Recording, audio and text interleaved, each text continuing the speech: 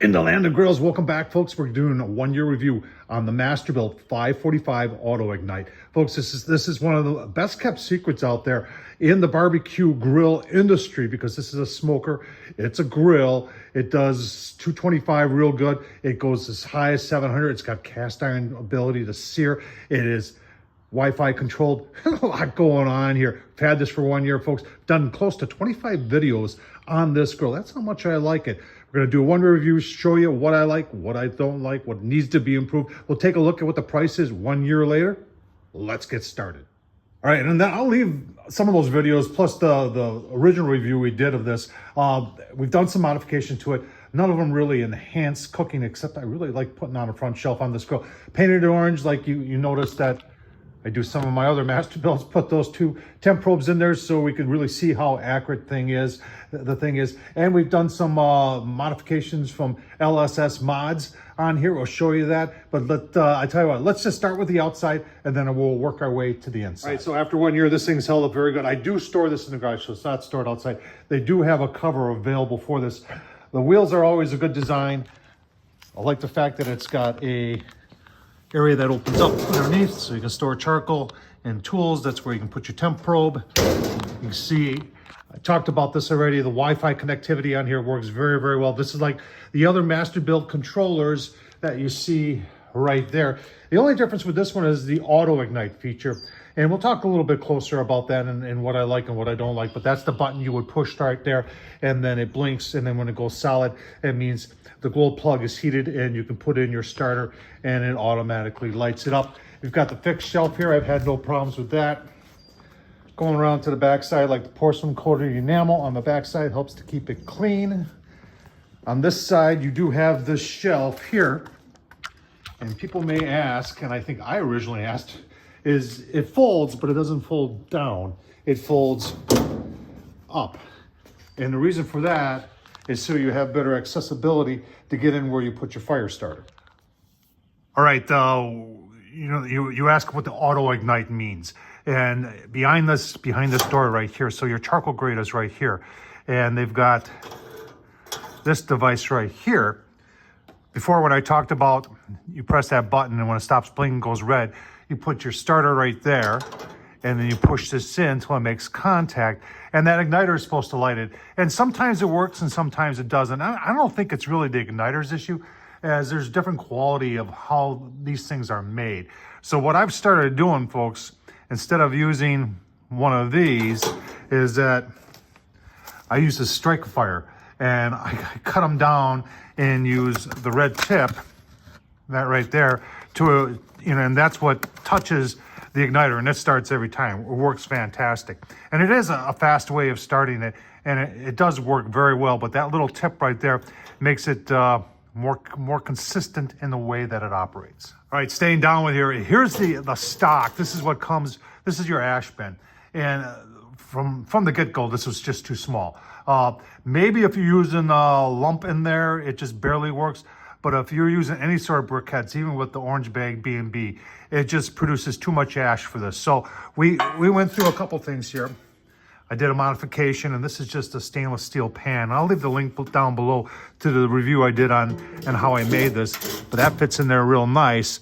And then my buddy Luke from LSS Mods, right there, he came up with his own heavy-duty stainless steel one, and I'll leave the link to Luke's page right there. He makes all the modifications for the Masterbuilt Gravity series, but that does the trick right there. You can cook as much as you want and you'll never fill that pot up with ash.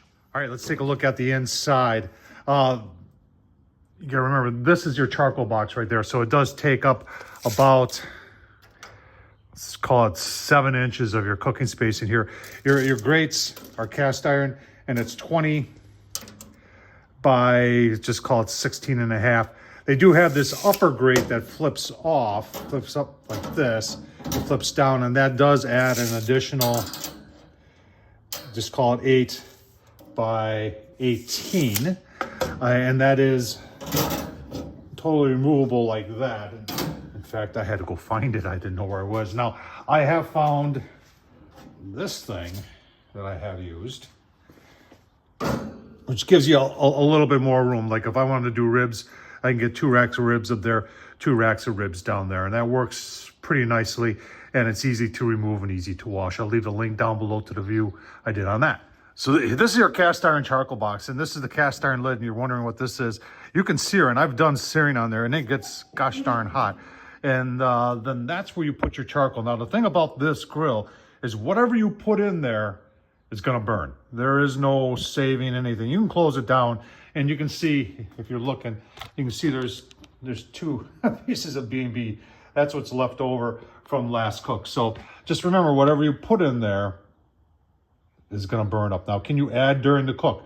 Yes, you can, but you're gonna be limited by how much ash this thing holds, and that's why it was really important to add the extended ash bin on here, because that just gives you that much more room. Otherwise, in the original one, it builds up and it'll hamper airflow. All right, so remove the grill grates. Below there is a heat deflector, and it also helps to divert the grease away from what's below there is where the heat comes out, the heat and the smoke comes out.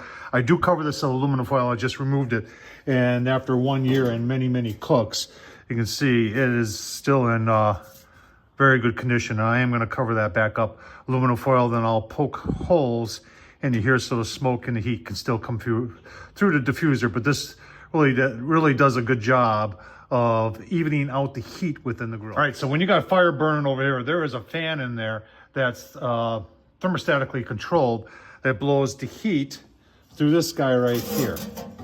And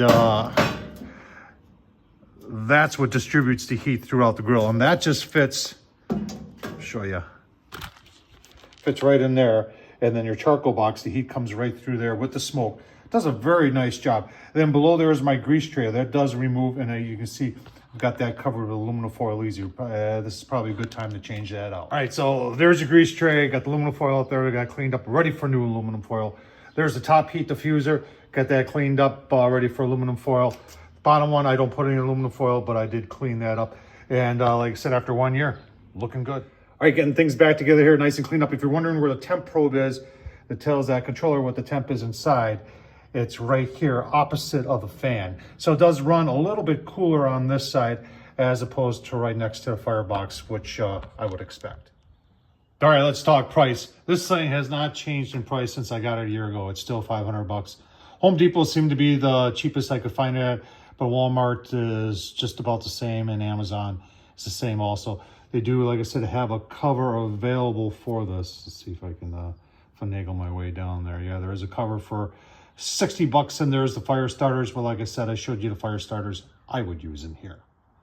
All right, final thoughts on the Masterbuilt Autoignite 545. I'm a little shocked that Masterbuilt hasn't taken this the next step and make a bigger one. Nothing wrong with the 545, a little bit on the small side, but boy, I'd like to see like an 800 where they would take and maybe just go up a level, bread box design, give another full level of cooking in there. I think that thing would sell very nicely. The auto ignite feature of it is hit and miss, but I showed you how to make that work by using those strike of fire igniters in there. Works every time. Front shelf would be nice. You can see we put one on. We also painted. You don't have to do it. We've got the fold-up shelf right there that makes storage a lot easier. Well built, works just fine. Holds temps. I've done, like I said, if I have 25 videos online showing this, there's probably another 15 where I didn't make a video of it. So this is sits at the front of the line in the land of grills here when it comes to a charcoal grill, because it fires up fast and it works very well. Check out Masterbuilt, folks. This is a thumbs up for me after 1 year. Tom Horsman at YouTube. Thumbs up, leave a comment. And as always, folks, I appreciate you watching. Thank you.